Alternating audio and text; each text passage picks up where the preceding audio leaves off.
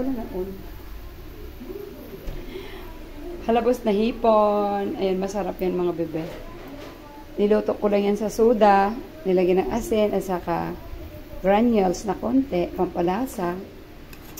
Mas gusto kong ganitong luto mga loves. Tapos patuyuan ko lang yan sa soda. Pag natuyo yan ang soda na yan guys, lagyan ko na lang yan konting mantika.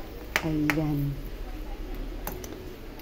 Ito lang yung madaling ulam na naisip kong lutuin dahil naglalaba kami ng anak ko. Katatapos na namin maglaba at alas 12:30 na. Kaya ito lang yung madaling lutong ulam. Ayan. Ayan, masarap to mga lalabs. Ayan, ang ating halabos na hipo. Halabos tawag yan mga bebe. Yung wala ng kaartihan, yung ganyan lang. Lutuin mo lang siya ng ganyan. Halabos yan. Ayaw ko, halabos ba o ano? Nag-iimbento. Bala kayo dyan, basta yun.